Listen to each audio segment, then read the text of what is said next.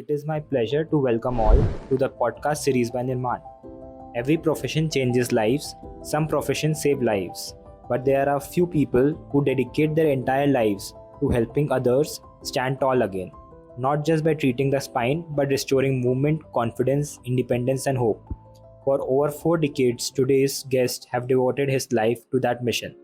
Dr. Shekhar Bhojraj is one of India's most respected spine surgeons, an exceptional teacher, and the founder of the Spine Foundation, an initiative working to ensure that quality of spine care and awareness reaches people who need it the most. But his journey is about much more than spine surgeries performed or accolades achieved.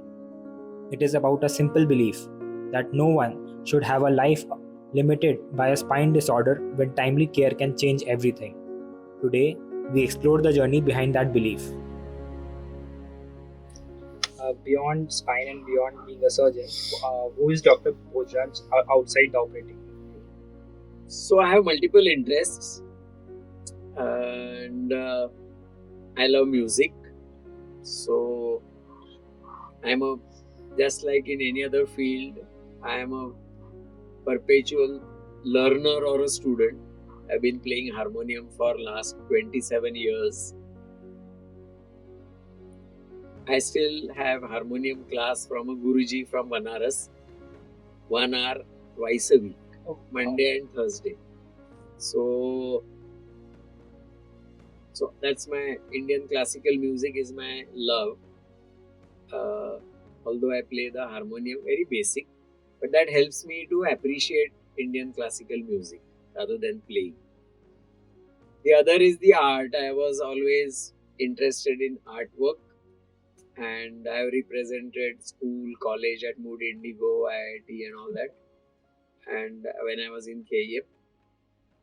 So that, as you know, during medical career, everything is pushed under the carpet.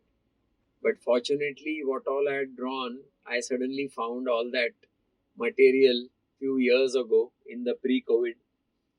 And I made an exhibition. So we had art exhibitions all over the country.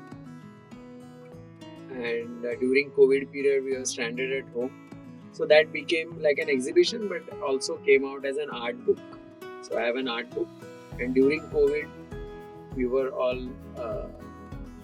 separated from each other. So I got time. So I designed and structured another book, art book, called Mindscape.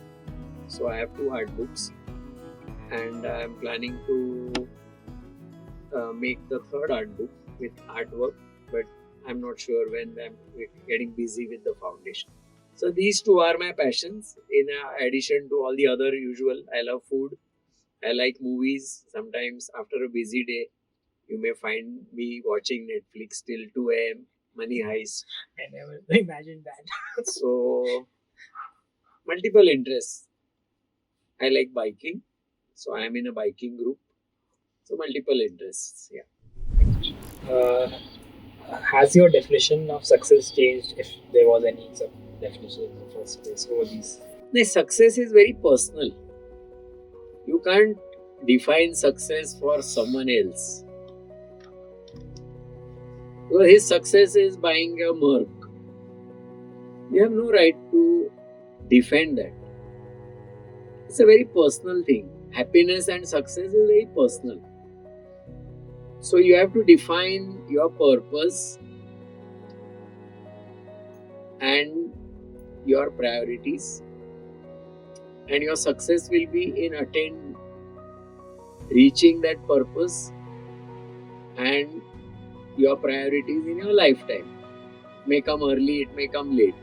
So once you achieve what you have proposed to do as a goal for yourself in that timeline, you are happy and you feel you are successful. किसी के लिए having a big balance is success. I don't think you can question that.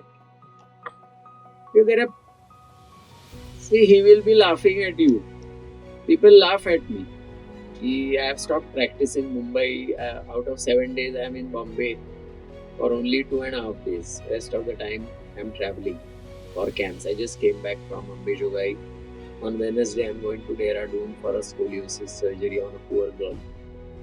So for them, for me, this is success because I like it, and I don't force anyone to join the foundation. But fortunately, we have a program where people get attracted, and we are not drawing them away from. They have chosen orthopedics, they have chosen spine, so we are making them best in the branch. Two people are top in the UK, one is a top in the US. So we are not depriving them, we are not telling them ki Gadchiroli mein aake raho. That also is a success for someone. So for me, success is a very individual thing. You cannot define. That doctor who laughs at me or he changes the topic is very happy with his success. He's bought a flat on the 60th floor and he has one Merc, one BMW. I cannot say that he's unsuccessful because he doesn't come for our camp. It's a very individual thing. Now coming to young medical students who might be watching us, how can we or how do you think can they perhaps become more ethical or maybe explore that the importance of values and purpose? For example, NIRMAN, we all have things that can't be learned from textbooks. So that's why I spoke about that NIRMAN is the focus and the base of the flourishing youth. So I am looking at a very specialized field, not only medicine, but in medicine surgery, in surgery orthopedics, in orthopedic spine, and still managing to do so much of good to the society. So first they should sign up for the NIRMAN program. Absolutely, first thing. Because then everything falls in place. So I came first here as a speaker in NIRMAN, and I saw all these young minds who were getting motivated, and I said just giving a talk doesn't make sense. So I came next time for a 10-day, I registered as a delegate and I was mixing with all the medical students, and it was the most enjoyable part, one of the most enjoyable parts of my life, that whole session. That your fellow who is coming was perhaps your colleague from Colleague, yeah. So when I went back, then I saw the NIRMAN program evolving, and then just as I had left KEM and felt the vacuum, after seeing all this new NIRMAN activity, I felt a vacuum and I signed up for one more workshop. So I think last year or less than a year back, again I registered as a student. So on one hour, one day I gave a talk as a faculty, but rest of the time I was doing everything with the student. So I think there are 2 or 3 types of people, and that is part of your upbringing and the family and the society. There are so many people who are very close friends of mine in Mumbai. They are top spine surgeons. They could be such great help. They would enjoy. But as soon as I start talking about foundation, they change the topic. Aaj kidhar jana hai? Dhurandhar ko jayenge. That thing is not there. And now they are too old to do that. I feel, so I even encourage their kids to come for NIRMAN. And that also was an issue. So that is one group. Other group is they are aware of this happening and they have an open mind, but they don't find the opportunity. So for them, forcing them to join NIRMAN, we can change. And the last is pehle se hi motivated hai. From day one they are NIRMANis when they are born in NIRMANi type of families. So there are these 3 groups: white, grey and black. So we have to target and shift grey to white and black to grey at least. So I think NIRMAN is doing a great job, and yesterday only I had a meeting with Amrut about collaboration of NIRMAN. So rather than going ulta and getting fellows and then going, we should now do the selection process from Nirmanis only, who can come in the foundation. I have this like in interviews, people ask for life lessons. So in that sense, for me, it looks like Nirman is like lessons about maybe what how you should see life, how one can search for their purpose, and TSF, such a huge foundation working on such a good cause, is like life. So you can get both life lessons by actually trying to. Because Nirman sensitizes a person and opens other part of his brain to possibilities of social work and actually values of life. And Amrut put it nicely that there are two brain compartments in the youth who come for Nirman. One is that intellectual thing where you would quickly appreciate what Nirman is teaching, the need for all this and the true values. And the second part of the brain is action, because he is with all this NEET problem and he has to also marry, he also has to make a living, he has to maybe, his family has taken loans to educate him into. So this is the second part. So if all that is not there, immediately he'll transform and come. But if all that is more important, but the seed is already sown of that social thing. So at a right time, he will come back to it. You know, I have so many examples of a dentist who's already planned to go overseas and do such and this high-end stuff. But Nirman put that seed in her mind. So even when she was there, she was thinking of how she can. So even there, she did some veterans job and social aspect. And once she came back, she is active member of TSF and the volunteer program. We also have, by the way, a TSF volunteer program where young medical students from all medical colleges, mainly Nirmanis and their friends, would sign up by filling a Google form and join TSF activities at multiple levels. We have multiple verticals: implementation model, then research model, then nowadays this dashboard and AI, which I don't understand, I'm trying to understand. So now the Gen Z will be more comfortable with that vertical. Then we have the finance model, how we approach a donor, project proposal writing, content writing for CSR purpose. So there are many options and many verticals. So once you become a volunteer, you are exposed to all these verticals. And in your medical career, you may not get time to participate in everything. But even if you come for and you're part of that group, you are exposed. We have a very vibrant social media. Yeah, it's amazing. The pages. We have a website. We are on Insta, Facebook, Twitter, LinkedIn, whatever that is. I don't know the further names, but everywhere. YouTube also. So all camps, updates are there and stories. So maybe there are some other people who have joined. So would you like to talk about a small bit, maybe one advice you would like to give to people, the non-medicos, maybe to how to maybe keep our spine healthy, or maybe any myth you would like to share, or any advice maybe? No, the good part about spine is 80% of spine problems are not serious. So that's number one lesson. Number two, spine problems are as common because the common thing, the world is divided into three parts. Those who had a spine problem, those who are having, like I have also backache, and those who are going to have. So no one can escape these three. So it's a common thing. So don't get worried about it.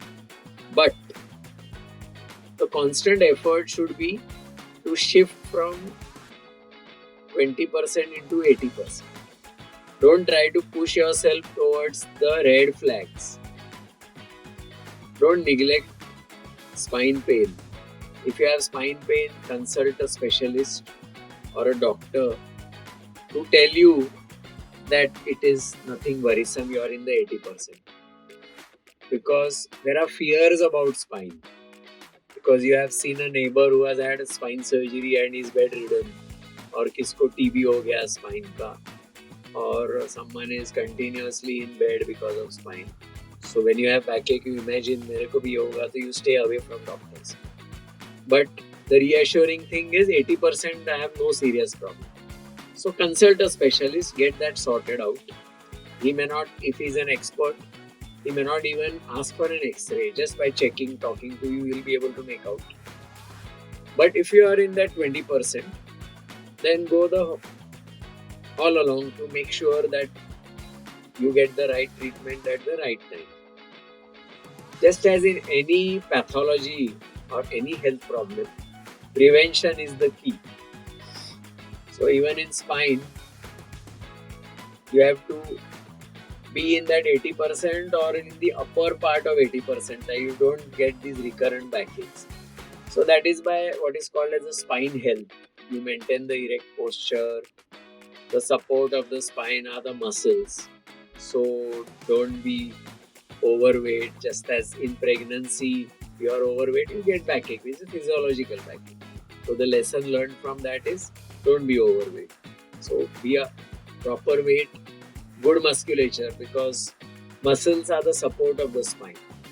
If you have a neuromuscular case like a polio or a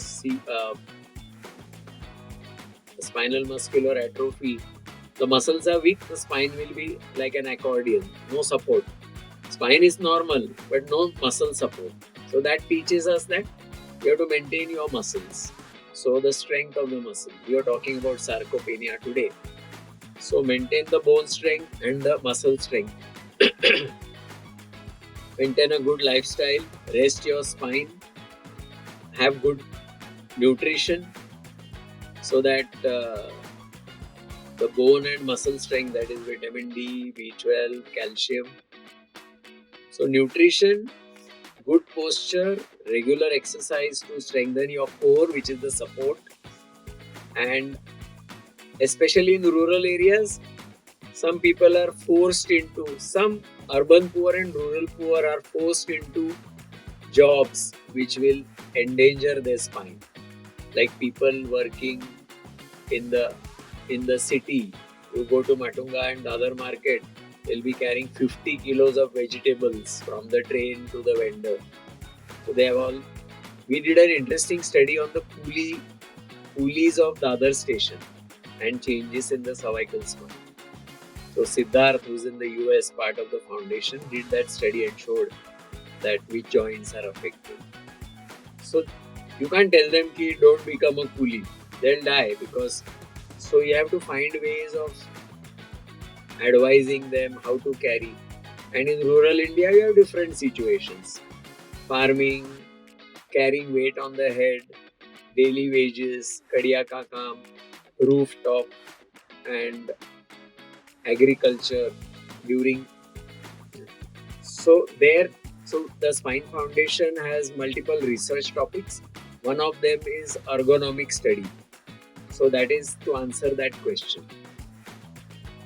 Healthy spine, yes, but then you can't get away from certain jobs. So there, how to do it more ergonomically friendly so that the spine is not strained. So we are doing a study, trying to do a study in ergonomics at the NIOH in Ahmedabad, occupational health. So these are the various aspects. What attracted you to orthopedics and later specifically to spine surgery?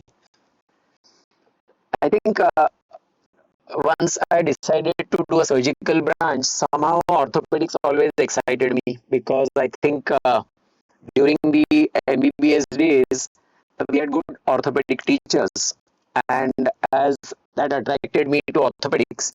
And eventually I realized that in orthopedics, the most important or exciting part is the spine because it has a unique structure.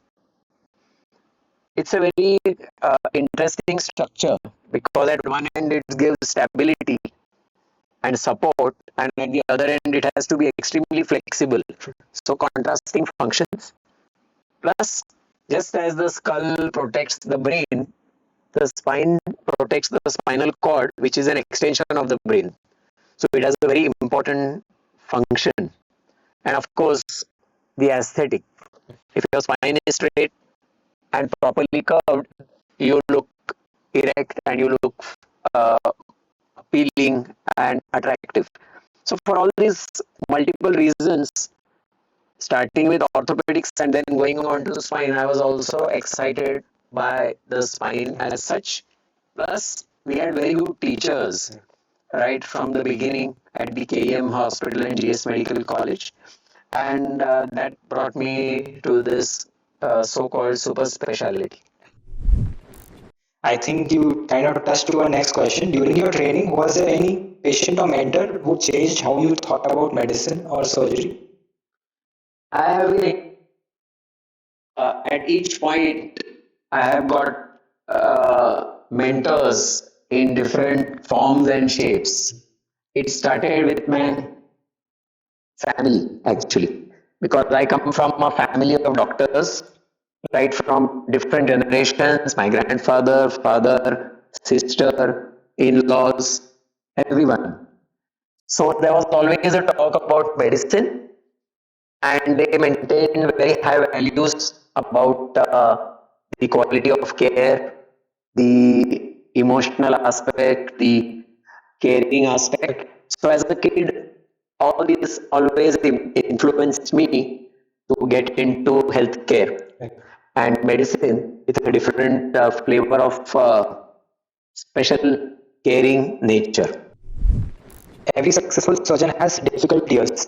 Do you remember those struggles which you had while training during residency or later? Yeah, of course. I won't say a trouble because I look at troubles and obstructions as learning lessons. So, all the hardships and all the troubles I had during training actually made me stronger. I also did a general surgery post, like an allied post, with hardly few hours of sleep that made me strong. And the training which I got, I was fortunate to have very good teachers all along.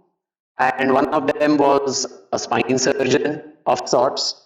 And I got exposed to high quality spine care and spine surgery, which excited me to get into. One of the hardships and failures I would like to highlight is my failure at the MS exam. Because people don't like to talk about it, Right. but I would like to talk about because the examiner felt I knew the long case, which I actually didn't, and I justified it, but there was some issue. So that impression one of the external examiners took, and then they sort of grilled me. And although I was quite well prepared, they failed me in the MS exam.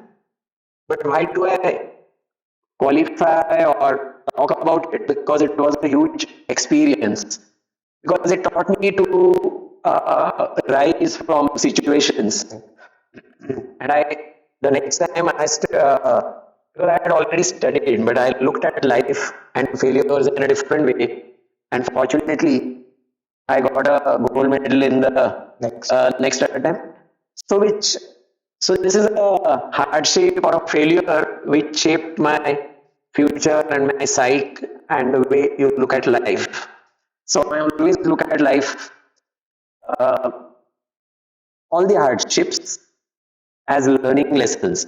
Because if you have no failure and you go up, and then suddenly at the end you have a failure, you don't know how to cope with it, and then it's a problem. So failures in your learning, in your training,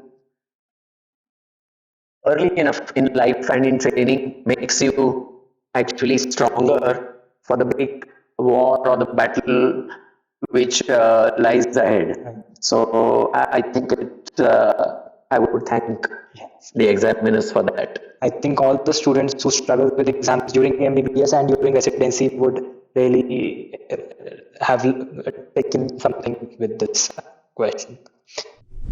If 25 years old Dr. Bhojraj met you today, what would surprise him the most?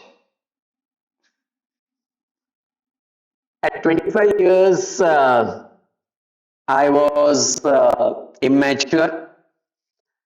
But if I meet myself how I was at 25, it would be interesting because now I'm nearing 70, right? 69.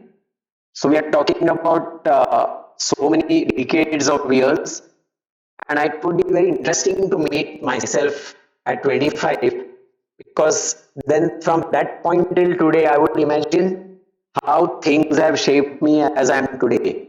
Because and it would be actually interesting to talk to my 25-year-old person and actually ask him interesting questions and how would you handle it, because I've gone through all that over the last 10, 20, 30 years. So it's an interesting concept and I'll think about it. I'll think about the questions I would ask myself at age 25. The second question you asked was the difference between average and a dedicated surgeon. I think it's very simple.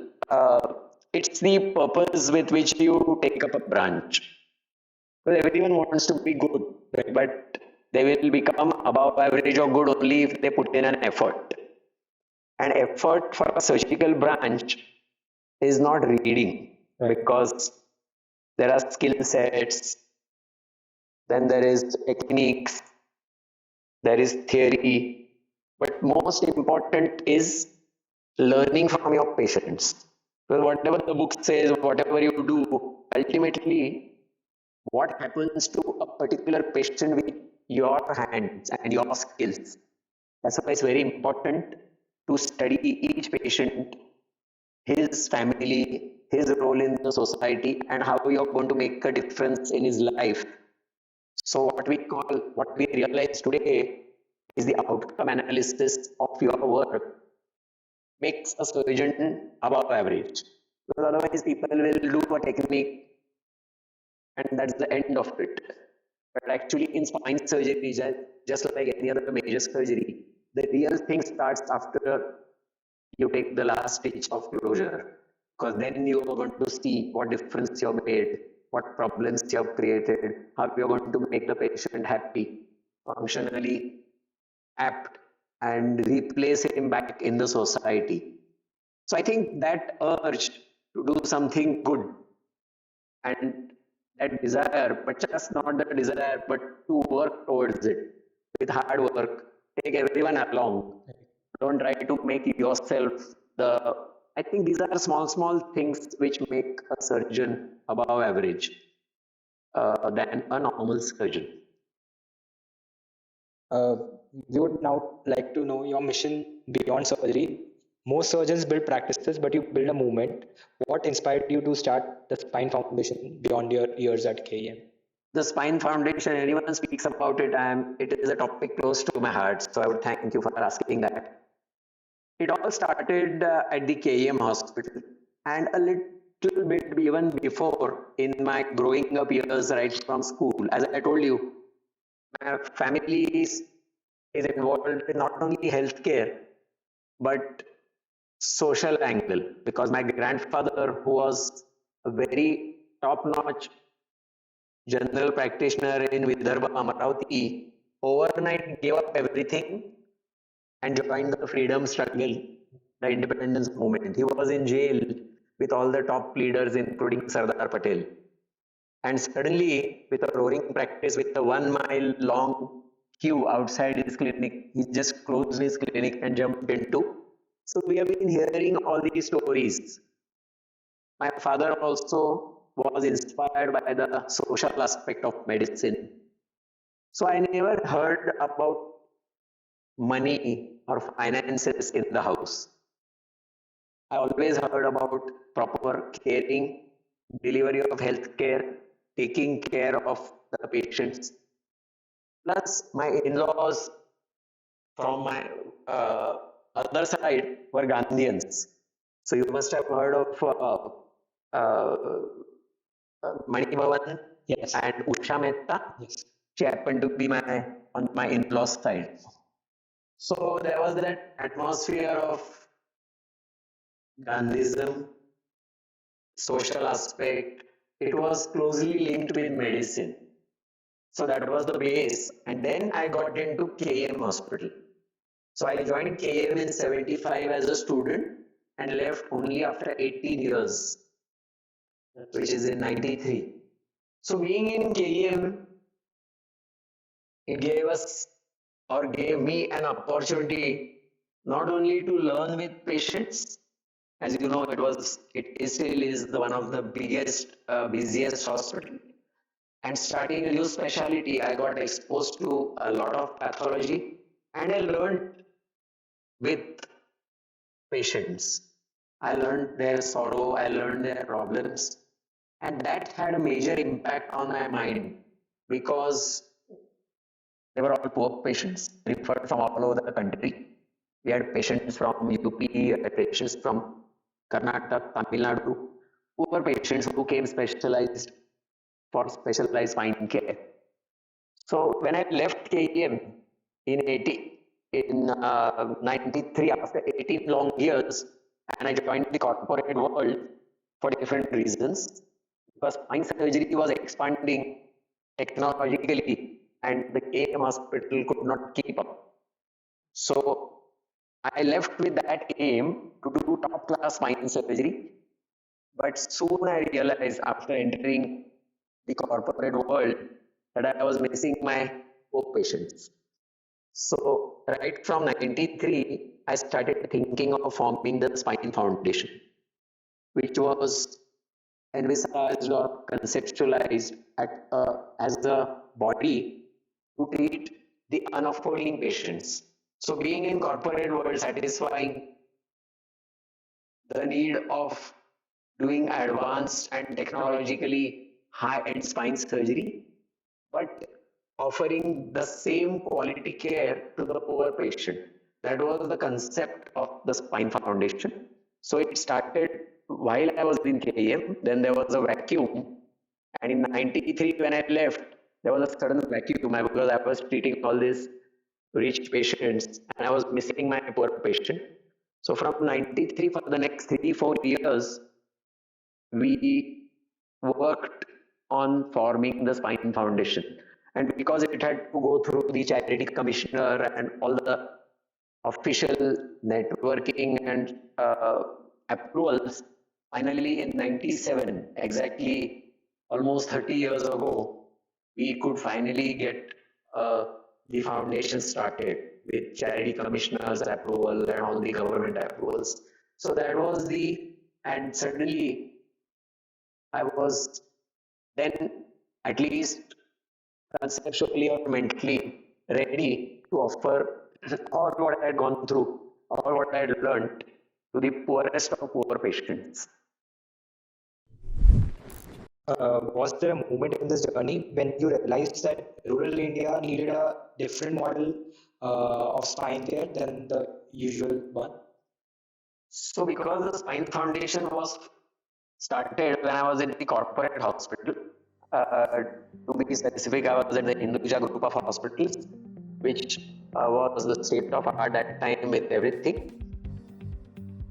Being at Hinduja and doing top class high-end spine surgery on rich patients, and with the foundation there, I had to think of ways of reaching out to the poor people. So we had what is called as the PRD department, the public relation department, like an MSW, and that department was very good, and we knew someone there, and Mr. Vaingankar, to name my girl, I always liked him, and he, with his support, we could attract even the KM type of patients to Hinduja. So on my operative list, there was always at least one patient who was funded through PRD and some part of the foundation. But foundation in the beginning had a very poor fund or a corpus. It was all my personal money which I put in, because no one would donate to a foundation which is just started.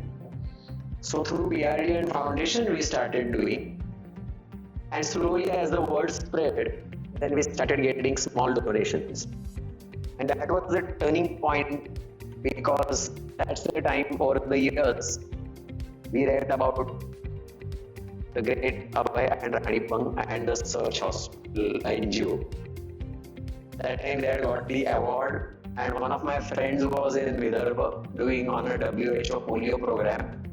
So I asked him, have you heard of this search? He said, yeah. Because if you want, I can organize a visit. So it was summer in Gadchiroli, 40 degrees plus heat wave, plus that time Naxalism in late 90s and early was at the peak. So when I just uttered that I'm going to Gadchiroli, there was like a major uproar and debate in the family. And my uncle was in PWD in Nagpur. So he called up my dad. He said, what funny ideas your son is having. Don't let him leave Bombay and come to Gadchiroli, because this is summer, he'll have a heat stroke and there is Naxalism, and what does he want to do? He's got a cozy job. So I learned this from my father, that when you decide something and you believe in it, you must go ahead with it, whatever the opposition. So I gave it back to my dad. I said, I'm going. And I took my son, who was just entered medicine, with me. And we landed up here. And that was the turning point in my life and in the foundation also. Because foundation till then was taking care of poor patients in and around Mumbai, the KEM type. But after coming here, we realized real India is in rural India. 70% of population lives out. The unreached poor are here. So interestingly, when I came to Gadchiroli the first time, it was just to see how an NGO works, not to settle here. So I got my son, who was just entered medicine. And when I was leaving, fortunately or unfortunately, Dr. Abhay Bang was on leave that time. And only Ranitai was there and Amrut was there. So there was a reason to come back again, because I had great moments with Ranitai and Amrut for the first time. But I still had to meet Abhay Babu and even Anand. So that was a reason to come the second time. So my sister was also a doctor. So second time I came very soon. I think within 2 months I came back with all the good stories about the Gadchiroli search. And the second time when I came with my sister, I made sure that everyone was here. And that time when I did the visit and I was leaving, he found out that I was an orthopedic spine surgeon. So he said, you have come here twice, so you are attracted, you have seen the need of the population, and we have seen what we do the Adivasi Sammelan, top of the list amongst the top 4 or 5, there is always musculoskeletal and spine problems. So why do you come regularly at start? The turning point not only for me but for the Spine Foundation. So Spine Foundation then found the purpose of actually reaching out to the rural area. This was in early 2000, I think 3 or 4, almost 23 years ago that we first came here. And from then on, there was no looking back. Because we used to come here every 3 months, 4 months, go to the villages, scan patients. And that's when we started forming back home the board of trustees. So all the people who work in the spine unit from KEM days in Hinduja, who are now top spine surgeons all over the country, became, and presently in Bombay, they became the first trustees of the foundation. So we formed a board of trustees, and then with our team, we started coming here regularly. I still remember the first few camps when a Bombay doctor is coming, Hardka doctor from Bombay. So we used to have headaches, knee pains, foot pains, calcaneal spurs, and they used to line up in the villages. and we didn't have the heart to say that I'm doing only spine. It would sound very foolish. So we used to see them. But over a period of time, with the help of the community health workers, the word spread and the OPD started becoming more and more specific. I still remember in one of these OPDs, we used to go in a sumo with a can of anti-inflammatories and one health worker, and Dr. Raghu Prasad and Dr. Sameer Talkotwar, who were the founder of this project. And then it used to get dark and no electricity in that village. So I still remember an OPD which we conducted. We put a hook on the wire and finished our OPD, almost 20 patients after that. So those were the days almost 25 years ago, from which we have learned and refined the whole spine program as it is now. And I think you're going to ask me about the evolution of spine surgery here, but I think I'll come to it when you ask me. What's your next question? My next question was about how the setup of spinal joints has Yeah. So almost 23 years ago, we started the urban poor work with the foundation money and the PRD at Hinduja. We were very keen to come back here more often because we had realized the need and the real India which deserves the foundation. So I remember almost for the first 4 years, we just did camps in different villages, in different Gram Panchayat offices, in municipal, in ashram schools. And Anand always remembers that story where me and Anand and Sameer were in a camp way away. And although we went there, I think in the afternoon, the camp went on till late night, and then suddenly a snake entered the cabin in the Gram Panchayat office. And that patient who I was examining, as soon as the snake came in, jumped out. He was of the same village, and he locked the door from outside to protect himself and the village. And I was left inside with one community health worker and the snake. And then we shouted and he opened and the snake went out. Fortunately, we didn't get beaten.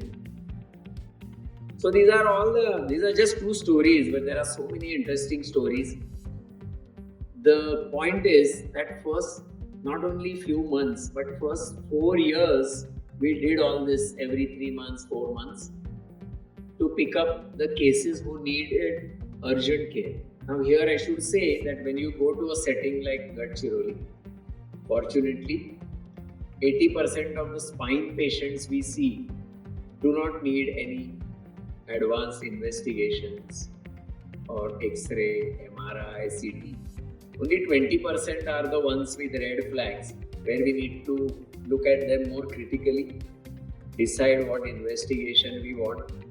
Out of this 20%, maybe 10% will have positive results, whom will advise surgery, of which maybe 5 will agree for surgery, and when we book a date for surgery, maybe 2 will land up. So when we are actually operating on 2 patients, we are actually taking care of 100 patients, counseling and everything. So that was what we learned, and eventually that was the trend in all over India. But all our learnings of interventions, of philosophy, of models, of different plans come from Gadchiroli. So we give full credit to whatever we are doing for the last 30 years to the model we have developed here in Gadchiroli. So from doing 4 years of clinics, doing the first 2 cases, and 22 years down the line, now we come here every 3 months and do 35-40 cases in 2 days. So that's a huge evolution of the program of the Spine Foundation. And this is not only me, we have a huge team. We'll probably talk about how this works and what is the team like. So that is the progress of the foundation. We should also talk in future later about the 80% what we do. I just spoke about the surgeries. programs we have at Gadchiroli for the 80%. So I would say all that from my childhood, college, family, interactions, medical school, 18 years, PRD, foundation, Gadchiroli. It's a long, excellent learning experience journey. So, which has brought us to this level. What does a typical camp look like? Who are all the people involved? We would like to know that. And also, the second question following will be how Spine Foundation has grown beyond this particular. Yeah. So both these questions are interrelated because this is not a one-man show. Although the concept, even the concept is brought from my family, the surroundings, KEM, the poor patient I treated at KEM. But in the execution and intervention of and execution of this project, this is not a one-man show. So we have developed a system called as the Spine Fellowship Program, where at any given time we have 3 to 4 orthopedic surgeons fully qualified, either MS or DNB, who have actually a possibility of starting their own practice, but they decide to devote 2 more years of their life to the foundation. So they sign up with us, and after a critical interview, we select them for the fellowship, and then they get trained in 2 years in Mumbai with all the latest technology, state of art, microsurgery, different pathologies, what is the state of art, the cutting edge technology, and the last word in spine surgery all over the world. They imbibe all that. So they become very good spine surgeons. But we have a hidden agenda of brainwashing them to the foundation concept. So we do 2 things for that. We select these fellows from peripheral areas. We never have a fellow from Bombay, Calcutta, Delhi or Chennai. We always have a fellow who comes from interior Maharashtra, interior Orissa, interior Jharkhand, interior Bengal. 2 things. One, when he goes back, he becomes the Bombay trained top spine surgeon and develops himself, his self-growth. Plus, the hidden agenda that we could, with his support, start a center in that area. So that's a 2-point agenda which we follow. And I am happy to say that over the last 30 years of the foundation, now we have a bench strength of more than 40-50 spine surgeons, not only all over the country from nook and corner of India, but some of them are also abroad. We have 3 spine surgeons trained with us in the foundation who are in UK and 2 of them in the US. And they are top spine surgeons there, but because of our brainwashing and sensitization and initiation, they are all Indians. They have families in Manmad, Goa. So when they come for their family visit to visit their parents, they match it with our camps. So they sign up. I just got a WhatsApp from Dr. Prasad Karpe from UK that is coming. He knows the camp schedule. He's coming for the Nandurbar camp in September. So last in Makunda in Assam, we had Dr. Nitin Shetty, who is a top spine surgeon in London. And Dr. Siddharth Badve is from Malegaon in Nasik. And he is on the editorial board of the spine and top spine surgeon as a faculty in the US. So whenever he comes, he'll sign up for our camps. So that's how everything is done. So even if I am not around tomorrow, the team, it's an ever-growing team, because just now if you see, we have 4 fellows. One is from Krishnagiri, Tamil Nadu. One is from Mysore, Karnataka. One is from Kankauli, Maharashtra. One is from Davangiri, and the other one is going to be joining from Gondia in Vidarbha. So at 2 years, we'll have this top TSF or the Spine Foundation team members who will always eager to come for any camp. But they have also gone back and developed as spine surgeons in big hospitals which are mushrooming all over the country. So that is how the foundation works. So even if the top cadre keeps disappearing with age and with other commitments, the bench strength, every year we are getting four spine surgeons. So at maybe after a couple of years, we'll have 100 spine surgeons belonging to. So there is plenty of scope to expand. Talking about, have you asked, what is the second question? Did you ask about our reach or only about Gadchiroli? And what does a typical camp look like? Yeah. So a typical camp,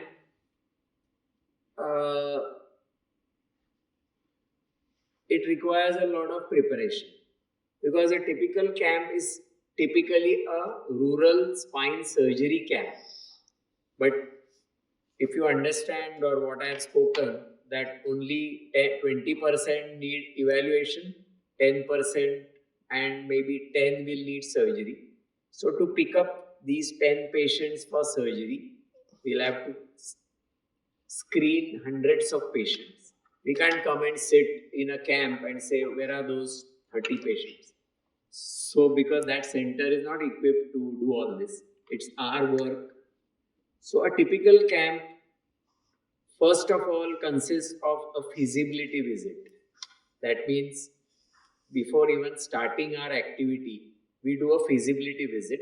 There is a feasibility visit form which any center approaches. If we want foundation, they have a needy patient, we send them that form which says that where are you located, what poor patient area, what is your operating facility, do you have a community medicine network, do you have community health workers, are you linked with DHO's office, are you linked with ASHA workers, and do you have any operating facility, and how do you reach your place, which is the nearest MRI, which is the nearest CT.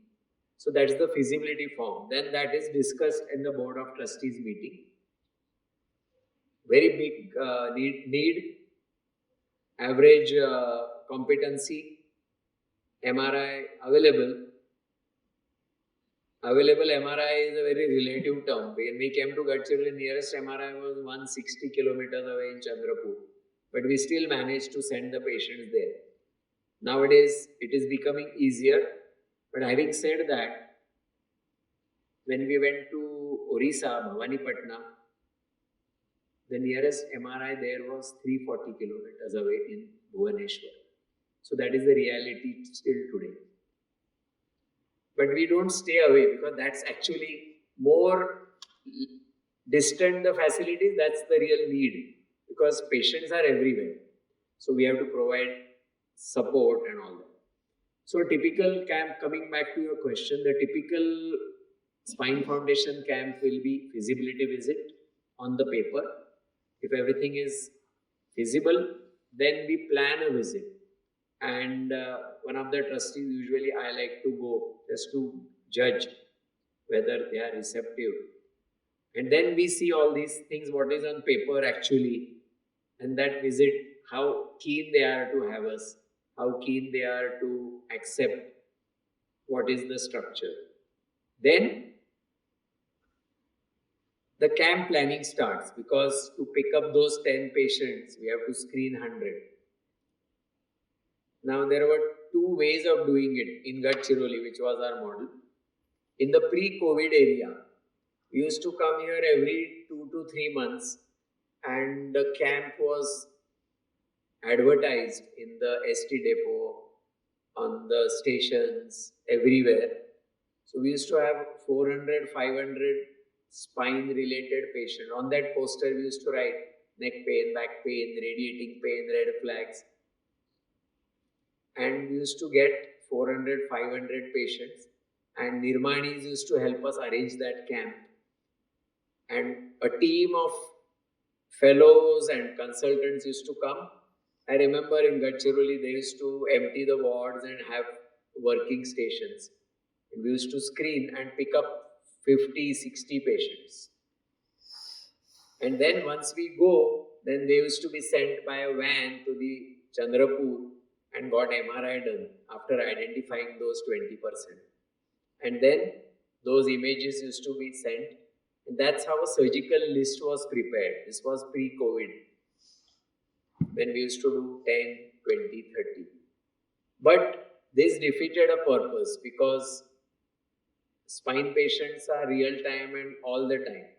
So if you only come during a camp, maybe after you finish a camp, there will be 100 more spine patients which we will not be able to see.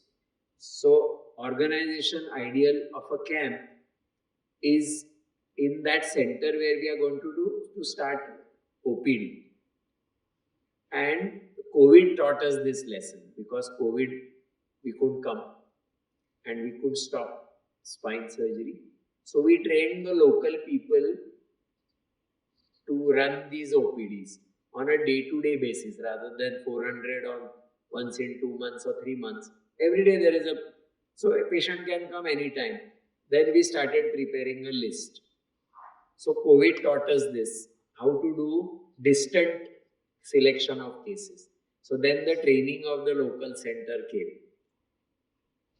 The doctor who was there was taught, and a new concept of telemedicine, because after the local person has shifted or sorted or filtered 80 and 20, what will he do with that 20? So he will send for MRI, and those 20 or 15 or 10 patients, once a week we are online OPD, where those 10, 20 patients were discussed, examined online by a consultant of the foundation or a fellow. And that's how a surgical list is built on a daily basis. And then when we have enough cases, you send an operating team and operate. So this is a classic structure of a camp. And let me talk about the implementation model when you say a camp.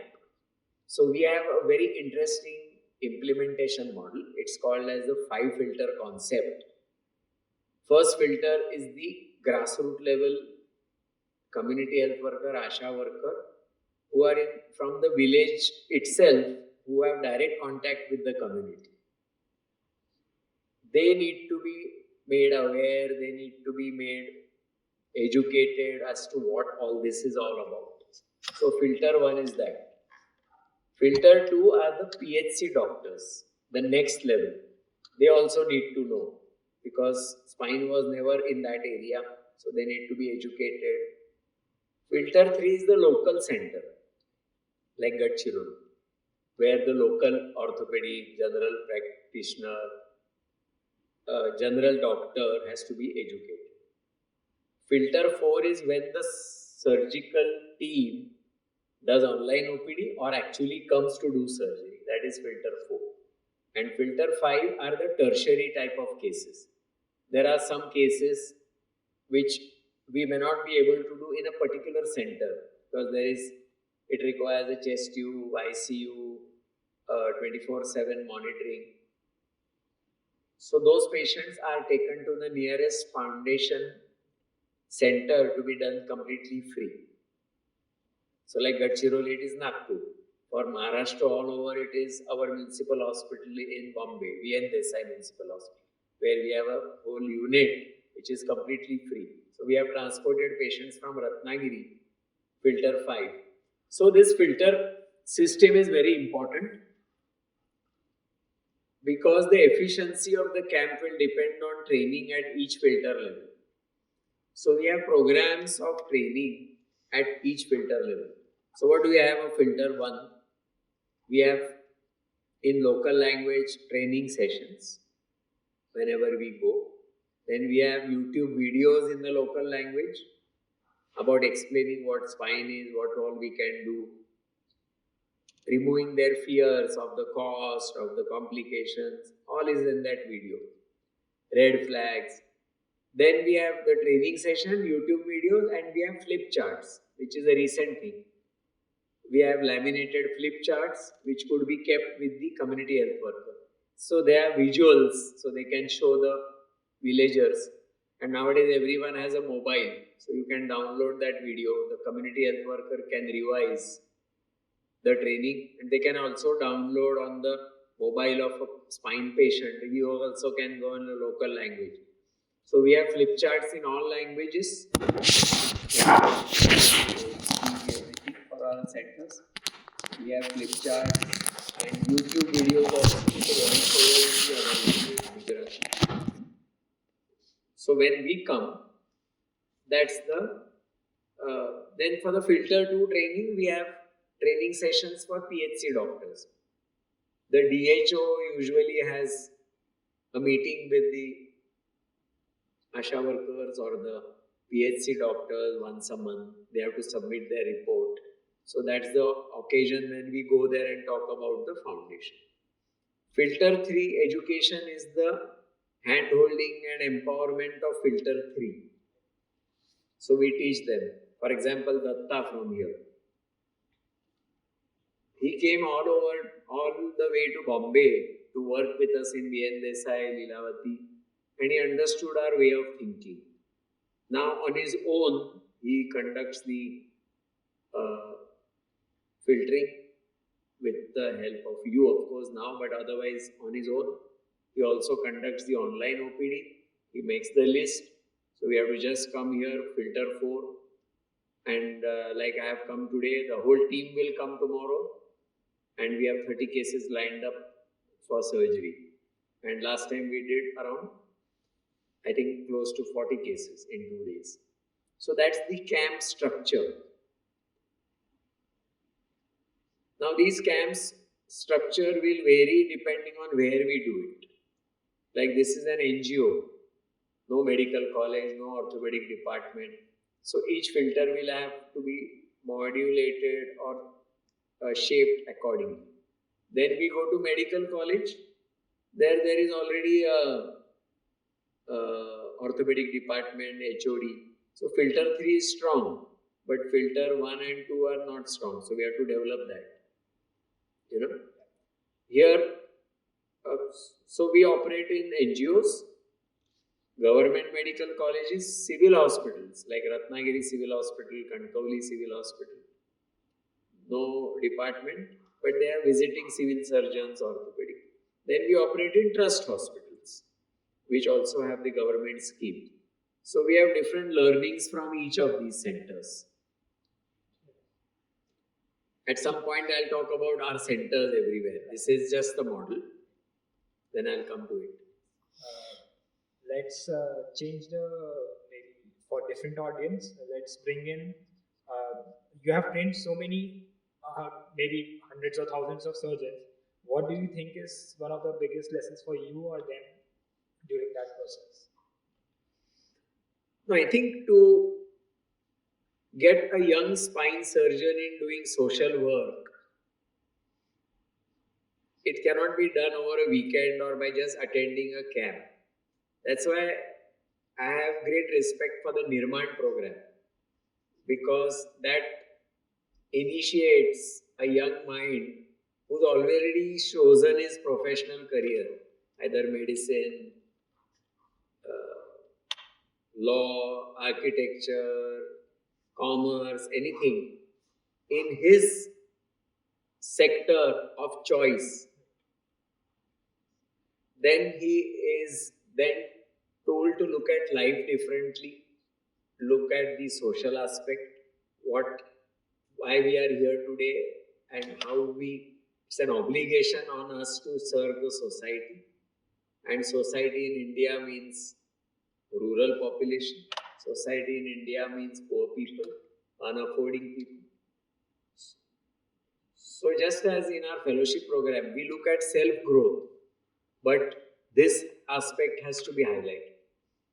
So now we are collaborating with NIRMAN because we get well-oriented group of youngsters in the medical field who are most sensitized to take up.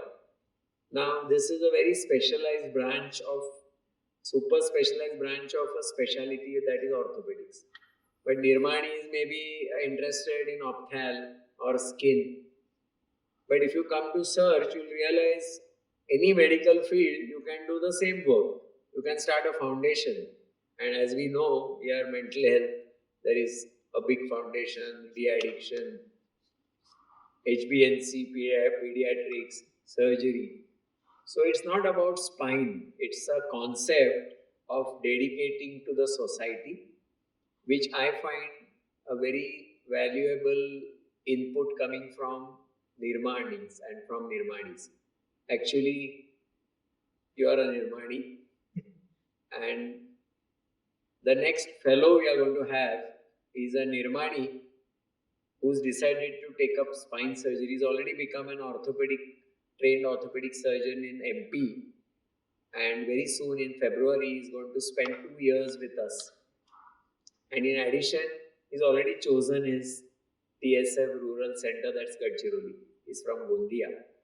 So that gives an example that in the medical field, you can, any specialty you like, cardiology, there is so much scope. There are NCDs coming up. There is a huge population of stroke patients. So even if you like cardiology, you can serve the society. If you like ophthal, dental, whatever. And we had some students coming from architecture. So they also joined us in Sitilingi, where we go. The architect devotes his CSR funds for all these structures and all that. So coming back to your question about the young, so we have to first of all select them from non-metros, because a Bombay person has born, brought up and studied and enjoyed the city life. It's very difficult to, plus he's already exposed to all the latest techniques. So there's no point training him. He has multiple options. Just like a patient in Bombay has so many options, he doesn't need to.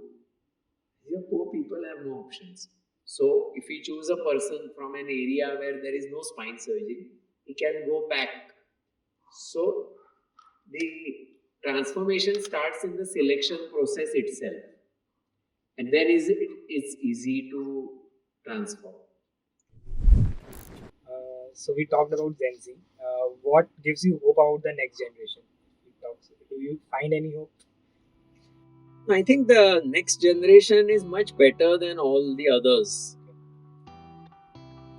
because the next generation is very practical. They're not borne down by emotions so much. They're very practical and so if they get convinced, they'll just do it. That I find. Unfortunately, they have to go through the grind of exams, and the generation is not at fault, but the teaching methods are such that they make them, they take them away from the real problems. Like during medicine, the clinics are most important, but the importance is not given to a clinical exam but to multiple choice. So during a clinical session, you will find them in the library mugging or solving dummy papers and model papers. So generation, I think, and if you talk to Amrut and the type of people we are getting in the new Nirman, new batches, they are very receptive and they understand quickly. So I have actually a lot of hope that things are going to get easier with time, and I'm looking forward to a good future from the flourishing youth for the foundation. Is there any book which you would like to mention now, or is there any quote or philosophy that you return to often? I must admit that I am a poor reader because of my multiple interests. Whatever free time I get, I would like to listen to some music or watch a movie or do a sketch rather than read, because it was not cultivated during the early years. I never saw anyone reading a book. So, which is my biggest, I wouldn't say regret, because I'm in that same time I'm doing something more interesting. But I learned it during my NIRMAN programs and interactions that reading is extremely important. And I had that bad habit of picking up a book every time I traveled, and it was to just line up in the shelf without reading. So I even joined an Indo-American course of rapid reading and public speaking. So it's a very interesting course. So how you read rapidly. So it's a technique. So I joined that, but it really didn't help. So now I'm exploring audiobooks. So because I'm traveling most of the time, so I would encourage reading, as which NIRMAN does all the time.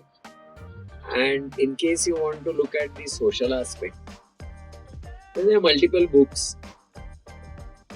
But relevant to the Spine Foundation is the Gandhian philosophy, of course. Then there is a book called Fortune at the Bottom of the Pyramid. It is by C.K. Prahlad, who's no more, who was an Indian economist, who was a head of department faculty at MIT in Harvard, Boston. He's written an excellent book. So anyone who's interested in public health, not health, actually he was not a health person, but society, and he said that the actual fortune is not servicing the top of the pyramid, but go to the bottom. That's a broader base. Very interesting example is of the, if you have time. Yeah. He said if you go to the slums, the Head and Shoulders shampoo is valued, but that bottle will cost 400 or whatever. So they can't afford. But if that bottle is divided into small sachets of 5 rupees, in the same slums, you would sell 10 bottles. So that is actually the Head and Shoulders is making money. But what is it serving? Servicing the bottom of the pyramid. Because at a time they can buy only 5 rupees ka sachet. So they'll end up dividing those 10 bottles, and easily everything will be sold. But if you go with a big bottle into the slums, they will even look at it. So these are the small examples. Arvind Eye Hospital, multiple examples. Tata Salt, then Reliance Mobile when it came. So it's an excellent book for economics and society. This other exciting book is reverse innovation. So reverse innovation is a concept where initially you used to look at the Western world for innovations and mimic them or follow them. But now over a period of time, because of, there's a very interesting term in Fortune at the Bottom of Pyramids called constrained innovation. Means when you're pushed against a wall, you innovate. If everything is available, there is no need to innovate. But constrained innovation, like Dr. Tongaonkar, who was the president of the Rural Surgeons Association of India, he had a lot of hernia patients, but the Teflon mesh made in Europe was prohibitively expensive. So what did he do? So he used the mosquito net, which was given free by the government during malaria. He autoclaved and used. So the UK was laughing at this fellow. Then he published it. And before publication, a team was sent to Dondaicha in Nandurbar to study the post-op cases, and they were doing much better than Teflon. So this is called reverse innovation. He also used old newspapers for autoclaving. So you don't spend anything in autoclaving the drapes and disposable drapes. So these are small examples. So there's a book on reverse innovation in health. It is written by two NRIs from US. They are the faculty and emeritus chair people of business schools and Cleveland Clinic. So these two books are impressive. And the third book, where we are trying to get a chapter of the foundation, which I mentioned that day, is global surgery.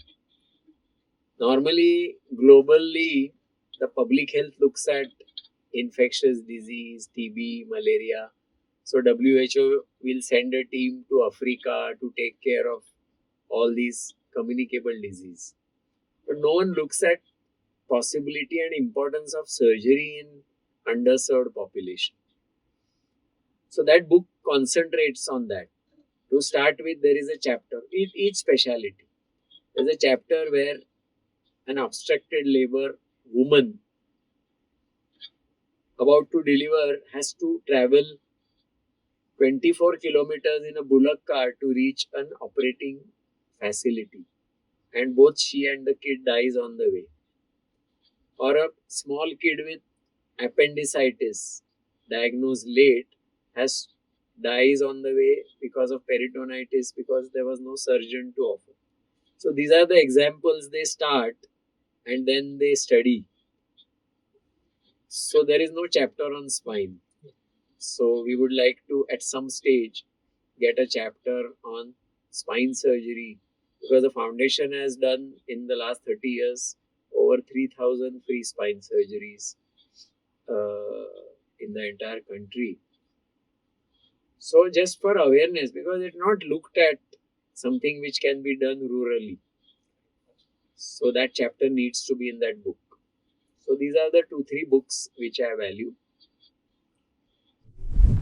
Would there be anything you would like to say to a first year medical student who is wanting or dreaming to become a surgeon or just watching this? It depends on why he has chosen medicine. Is it because he wants to run a nursing home of his father where he has no interest in medicine? Then he is on a wrong track. If he has chosen medicine to excel in that branch, in technology, then he is on the right track because eventually he will get into robotics. If he has chosen to be a first year medical student because he wants to serve the humanity or the society, then he's definitely in the right branch. Because in spite of all the obstructions and problems, there's a huge population waiting for him to serve. So stick to your purpose, and if he feels that he's forced into medicine by some other factors, then I value or I respect the Gen Z because they have the capacity to fight it. My own son is an MBBS from KEM. He was a topper and he switched to mathematics. And I supported him. So you should have that courage, and that's why I respect the Gen Z because I think they have the courage which the previous generation didn't have. They used to get bogged down. They'll remain frustrated, doctor okay, family ne bola. But Gen Z has that flair. So that's why I respect them. Gen Z and now Alpha also. So find a purpose. If you feel you're on the wrong line, fight out the family or whatever. So it's a bold advice. And get into something which you like. But if you have chosen to do in medicine, whatever you have chosen, there is enough scope, especially in India. Poor people ka karna hai, lots of options. Technology karna hai, lots of options. Robotic karna hai, lots of options. There's a huge patient population, needy population, both in the rich and poor. If you want to become rich and do good work, there is also option. You can be the top spine surgeon in Reliance and be happy. So some options hai. So I would not discourage any desire of any medical student, but let him decide for himself. I think that's something which is taught in NIRMAN. So if we may want to close this session, then we would like to again go to the Spine Foundation and maybe touch one of the most important topics. Like if someone who is watching us, how can he really approach the foundation? And maybe first of all, let's also talk about where all the centers are. So if he found some place which is close to their home, maybe then he can visit that. So maybe again back to the foundation and then close. So good, because I always was desperate to talk about the other centers, because from KEM to Hinduja to PRD to Gadchiroli, the then minister Girish Mahajan appreciated the model, because I think Anand was in touch with him. So he saw the value of the Gadchiroli model and he immediately wanted to replicate it in the medical colleges. So he immediately called us and signed an MOU with 4 medical colleges: Aurangabad, Dhule, Akola and Ambejogai. So 10-15 years ago we started with these 4 medical colleges. And from the Gadchiroli experience and the struggle we went through in getting into these government medical colleges, that taught us and refined our approach towards these centers. But soon we realized that the need is nationwide. And then we started exploring one by one all states. So the technique was to approach an NGO and or the fellow from where he came. And rather than going into the details, today we have close to 25 to 30 centers all over the country. Starting with North, we have a center in Doda, where the latest war was there in Sindoor. So actually we went for a feasibility visit before the war in the government medical college in Doda, which is beyond Jammu and Udam. It's in the POK almost. So they showed us कि इधर militants रहता है. Then we came back and then the war broke. And the first surgical camp was after the war. So that's the northernmost. Coming down, we have a center in Dehradun, Uttaranchal, Himachal in Mandi Medical College. Going east, we have a center in Silchar and Makunda, which services the entire northeast, 7 states of northeast, including Agratala, Tripura, Manipur. Then we have a center in West Bengal, in Purulia. Coming down in the south, we have a tribal center in Sargur, which is close to Mysore. Then Krishnagiri, which is close to in Tamil Nadu, and Sitilingi, which is tribal Tamil Nadu. Coming to the west, of course, Maharashtra, we have centers in all these 4 medical colleges. Then we have in civil hospitals Nandurbar, Kankauli, Ratnagiri, Kolhapur, and we missed Bijapur in Karnataka-Maharashtra border. And in the west, in addition to Maharashtra and Gadchiroli, we have in Gujarat 2 centers. So these are the centers, and we sometimes do, there were some weekends where we do 3 camps on the same day. And because it's a faceless organization, in sometimes there are 3 camps, 1 feasibility visit, 1 surgical camp, 1 pickup camp, and where even none of the trustees are there. It's run by the, so that's the expanse. And because of the nationwide entrance exam, even in Mumbai we get people from medical students who are from Jharkhand, Bihar. So when they come through NIRMAN or otherwise they get sensitized, when they go back, there are still few states where we want to start. We have a center in UP in Shahjahanpur, but we are waiting to start our center in Orissa, Bihar, Rajasthan and Jharkhand.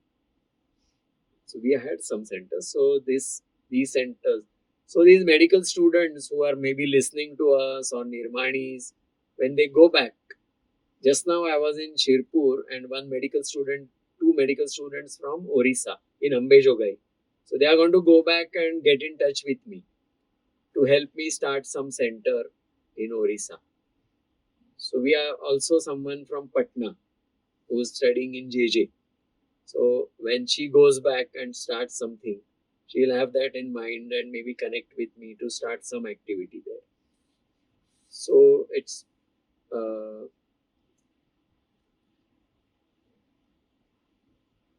I would like to end with one thing about empowerment, right? Because TSF believes in empowerment of community health workers for filter 1, empowerment of PHC doctors, empowerment of filter 3. We empowered Datta. He is better than any HOD orthopedics in Ambejogai. He is so much trained, so he is empowered. We empower in filter for the fellows. Because they come to us orthopedic, we send them back as spine surgeons. But we also empower the assistants. There is a very interesting story in the YouTube on a person called Roshan. Roshan Kule is from a small village near Mahad who came to Bombay to seek a job all alone. And he was selling Chinese bhel on outside the railway station at Bandra. And he stayed in a hutment. So we needed, in the initial years, we needed some assistants to carry equipment. So we spread the word and Roshan was brought to us. And today, 20 years down the line, he's my first assistant in surgery. I can do any surgery with him. Tomorrow I am doing that scoliosis surgery. Roshan will be my assistant.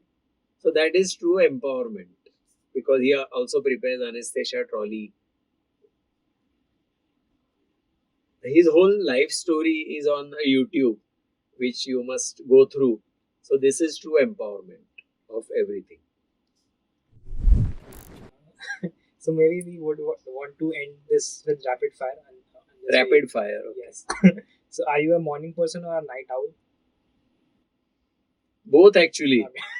Because night hour money heist देखना है, Netflix तो 2 बजे तक चलता है, but still I have to get up for my music class. So some days I try to compensate my sleep on Sunday afternoon if I am in Bombay. So both actually, because there is fun in both. I know the answer to this. Tea or coffee?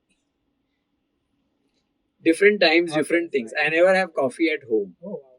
So I always have tea at home. But outside I always have coffee. Books or podcasts? I think podcasts. Sorry? Books or podcasts, like listening. I like both, but I don't do anything. Mountains or beaches? No, both. Classical music or silence? No, classical music.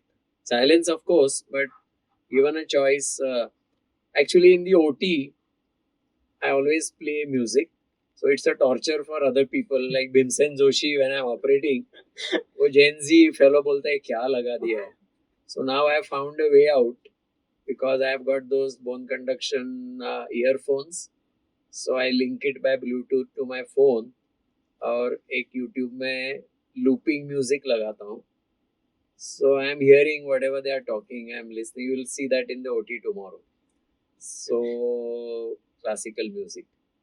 And there are some rags which I don't play because I always have a problem when I play those rags during surgery. City life or rural life? Both actually. So I am not restricted to something. Rural life, I don't feel like going back to Bombay, but when I'm in Bombay, I don't feel like leaving. So दोनों का मजा अलग है. So never look at the negatives, look at the positives. Home food or restaurant? Both. Suits or scrubs? I think it's Suit, no. I mean, you will never find my picture in a suit. I had to wear it during my training in the UK, but it reminds me of a British era and a little ego and corporate culture. So I remain away from suits. So just this is the last. The last section. One word that describes a great surgeon for you. I think empathy. A great teacher. Doctor words, actually doctrine means teaching. So if you don't teach, you just be yourself, because a doctor learns also. So teaching is very complex. So if you come to my unit for 2 years, I won't be taking classes. But there are lots of things you learn when you're on rounds, when you're assisting. So that's where the real actually teaching happens for a surgeon. It's not that PowerPoint presentation हो कुछ नहीं, वो तो anyway AI में मिल जाता है. So teaching is important. And on the Doctor's Day also we had a podcast where I emphasize the word doctor as a teacher. And I always learn from a student. Every new fellow teaches me something. Subconsciously or at each level. In different things. Maybe personality, traits, कुछ दूसरा उसका character. Something like that.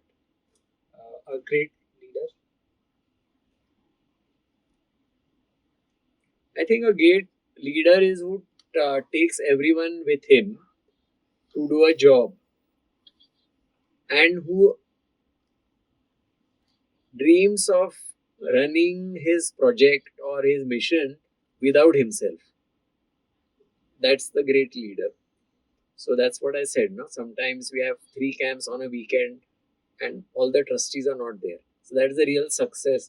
That's the real leader. Because if you have not created this culture, you're a poor leader. Rural India.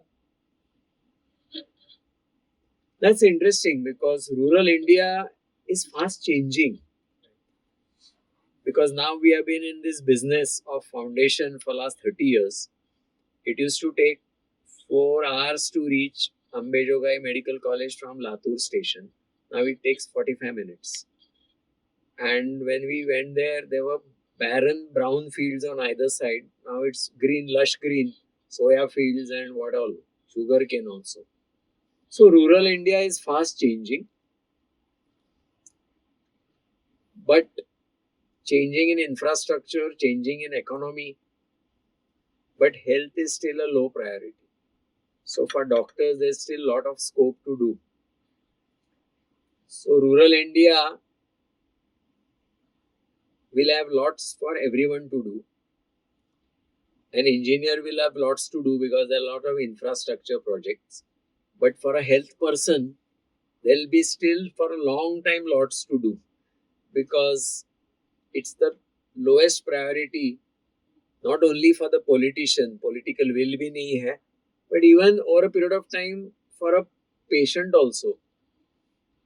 So he will suffer, accept problems, but he will still go to work and earn that money. So health is never a priority. It has never been put as a priority all along. So any person in healthcare will have lot of things to do in rural India. One word that describes India for you. I think diversity and according to me positivity. Even the recent thing, I shouldn't be talking, otherwise this podcast will be banned. But if anything which is happening is showing something positive. So I think diversity of culture, thought, food, healthcare, सब में diversity है ना. If you go to Europe, the hospital in rural England and in London is same. Language is same. It's very boring. So there's a lot of scope to enjoy and make a change and do, and by that time your life is over. And the last word that your life's mission. Life's mission is to reach out. I mean, there are many, it's not only that. That way I'm a detached person. Means tomorrow I can just switch off from anything Okay. if I want and develop some other interest. But of my life, 50% of my life, more than 50% I have spent towards the concept of foundation. So the mission becomes, my biggest fear is, if I'm not there, will anything go wrong, or it will continue to grow the way it is growing? That is my fear. And my life's mission, whatever years I have left, is to plan on auto run mode, so that tomorrow, like financially, we make a will. So, kal, if you die, everything is taken care of. So, for foundation, I'm trying to make that type of attempt, not of succession, sort of succession, but unfortunately, the AI is going to be useful for that. You have a clone who will just do what you're doing if you put the proper prompts. So the mission is to put spine foundation on auto run mode, so that everything what is happening now will continue in my absence. That's the mission, which is a tall ask, and I'm taking advice from people as to how to do it. It's a major thing, but I think I see some ray of hope in Gen Z, Gen Alpha, and AI. So today also we did that dashboard. It will make my life so simple, because today, as soon as I'm traveling back, I'm wondering which team is going to go where, उधर enough cases है कि नहीं, वो post-op patient को क्या हो गया, कल का patient को क्या. If all that is on the dashboard with proper prompts, you can relax and it will just show alerts and someone can take care of it. So that's the mission actually. That's my only thing. In the same way the foundation is growing, it should not dip in my absence as a personal mission, and it should actually grow more. A lot of institutions and projects have flopped because that person at the helm was no longer there and he had no succession or auto run model, which is a bad thing. So I don't want that to happen to the foundation. It's too important, not for me, but for everyone. And the last sentence is, when you get all these awards, people say, "Arey, kitna kaam kar raha hai?" So only one sentence I say: more you do, you realize how little you're doing. When you go to a place, for example, UP में एक छोटा center we have started, Shahjahanpur. So on paper we have covered UP. This is like a speck in the ocean, drop in the ocean. So much need is there, even in our field, that you shouldn't have, अच्छा काम कर रहे हैं. There's lots to be done and lot of things to be added. So that's the mission. Okay, so it's almost 2 hours now. अच्छा 2 घंटा हो गया. Almost. So, and we have many more meetings to continue till midnight. So let's